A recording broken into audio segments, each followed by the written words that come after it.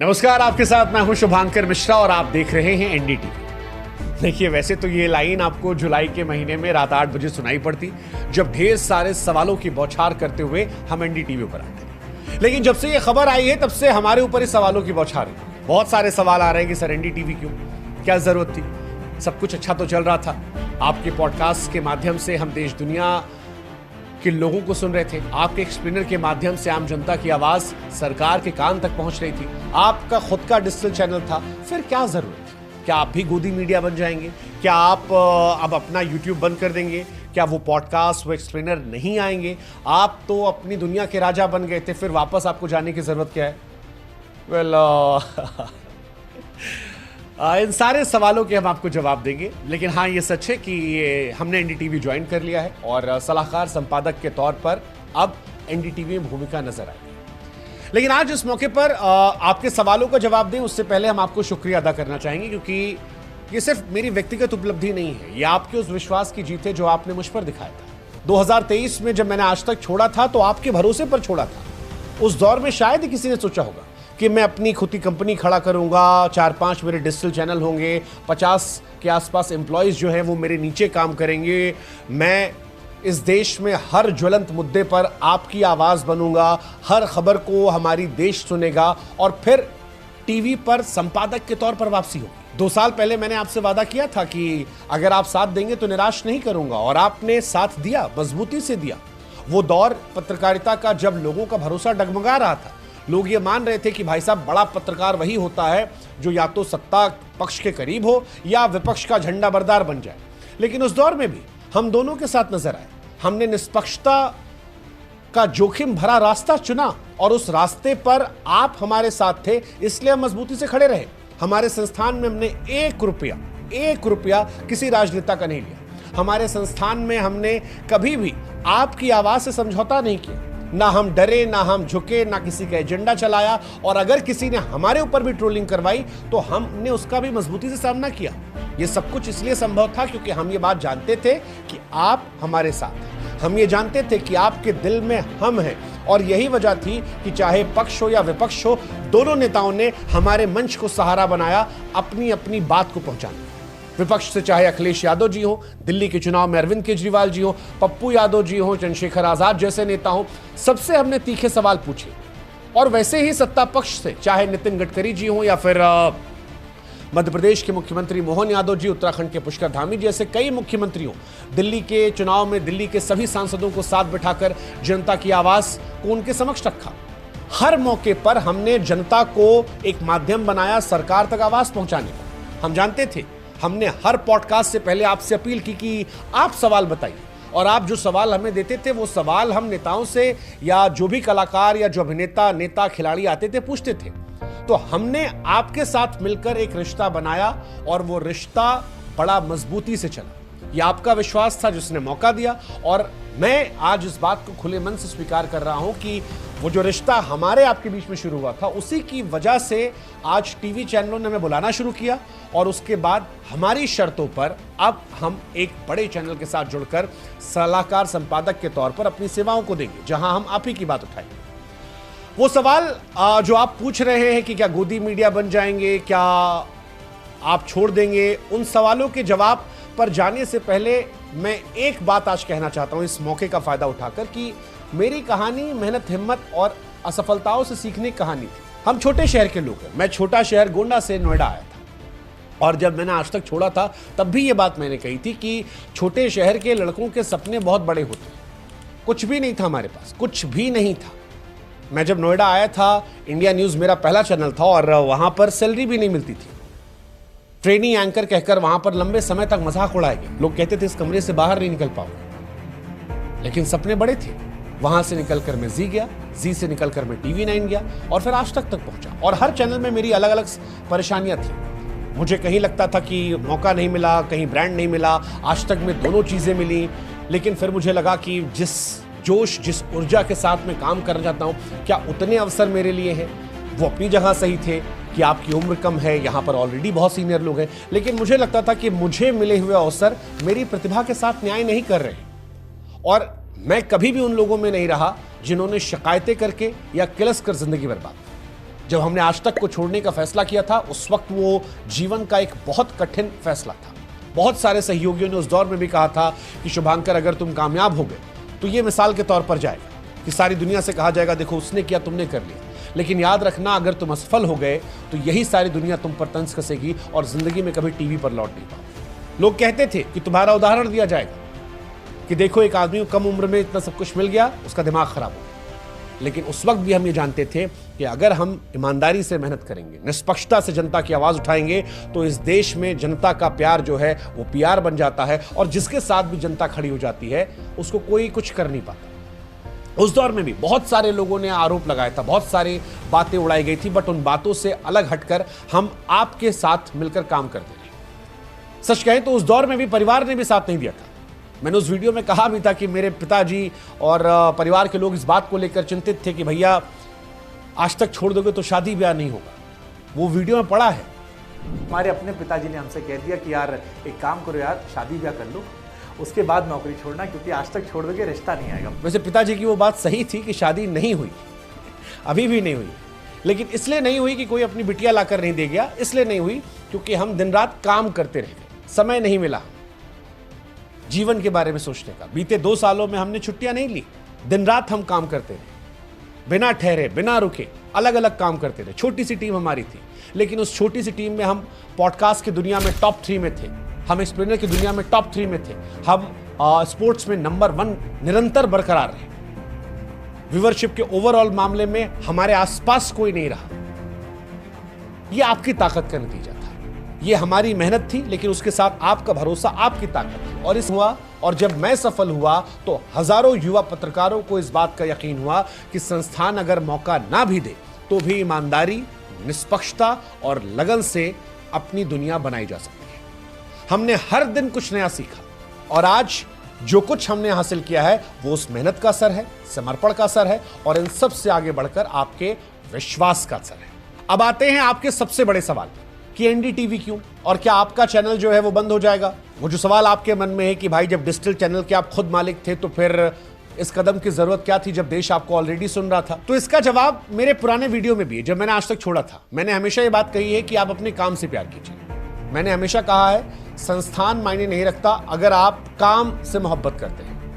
जब टीवी पर पहली बार कोई एक लाइव बुलेटिन पढ़ते मुझे बीच से हटाया गया था कहकर कि एक बड़े एंकर आने वाले हैं, वो उस बड़े नेता के साथ चर्चा करेंगे और आप उठ जाइए, तब भी किलसने की जगह मैंने ये सोचा कि एक अवसर है, एक अवसर जहां शायद नियति ने मुझे एक नया मौका दिया है कुछ नया करने का, और हमने किया।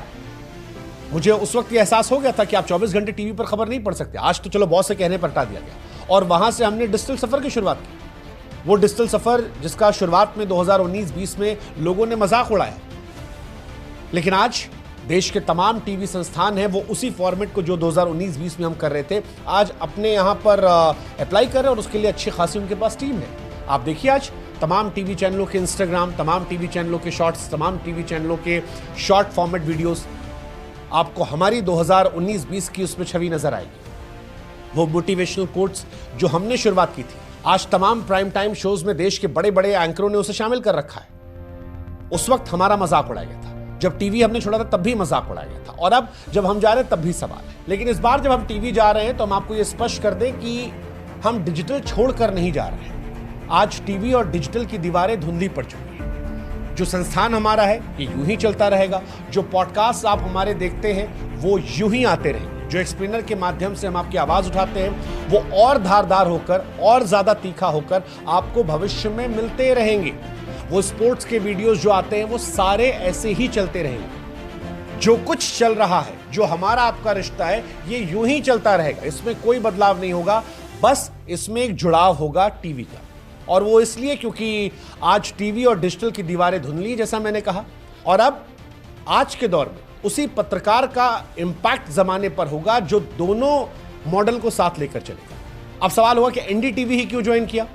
एनडीटीवी इसलिए ज्वाइन किया क्योंकि एनडीटीवी में जो बॉसेस हैं उन्होंने मुझे इस बात की गारंटी दी है कि निष्पक्ष पत्रकारिता के लिए मुझे जगह दी जाएगी। मेरे बॉस वहां पर राहुल कंवल साहब हैं, और उन्होंने मुझे यह भरोसा दिलाया है कि जो सवाल आज मैं अपने एक्सप्लेनर के माध्यम से सरकारों से पूछता हूं, हर घटना पर जिम्मेदार लोगों से पूछता हूं, हर घटना को लेकर जिस निष्पक्षता से उसका विश्लेषण हम करते हैं, यही आजादी हमारे नए शो में भी होगी। एनडीटीवी पर जाकर मैं पॉडकास्ट नहीं करूंगा, एनडीटीवी पर जाकर मैं स्पोर्ट्स नहीं करूंगा।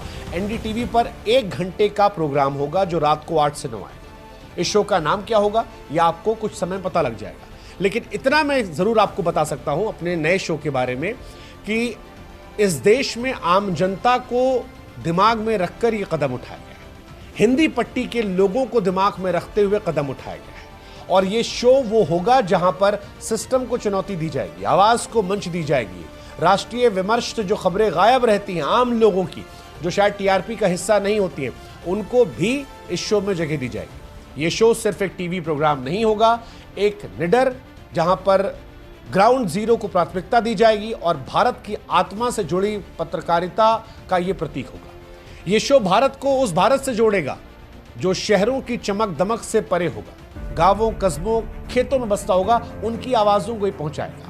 यह वो शो होगा जो उन लोगों की आवाज बनेगा जिनकी आवाजें शायद सरकारों तक, सिस्टम तक नहीं पहुंच पाती हैं, जिम्मेदार लोगों तक नहीं पहुंच पाती हैं। और अगर आपको यह लग रहा है कि यह सब कहां लिखकर आया है, कैसे मैं कह रहा हूं, किस आधार पर, तो आप वो तमाम वेबसाइट्स जहां पर एनडीटीवी के माध्यम से खबरें छापी गई है मेरी ज्वाइनिंग की, वहां पर जाइए, आप पढ़िए, जहां पर एनडीटीवी ने साफ साफ लिखा है कि शुभांकर मिश्रा की डिजिटल फॉलोइंग सिर्फ आंकड़ा नहीं है, भरोसे का प्रतीक है। वो भी ये कह रहे हैं कि जब मैं वहां जा रहा हूं तो ये नियुक्ति नहीं है, एक नई सोच की शुरुआत है।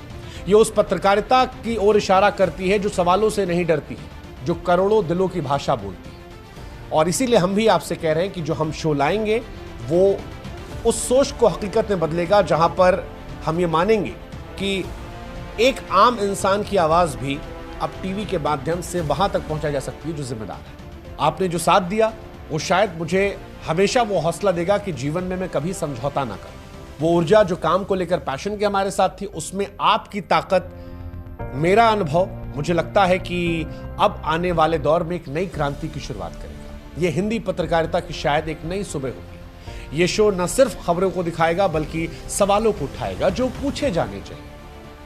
मैं कभी भी उस पत्रकारिता का हिस्सा नहीं बनूंगा जहां पर समर्पण होता है, पूर्ण समर्पण। मैंने सच को सच, गलत को गलत कहा।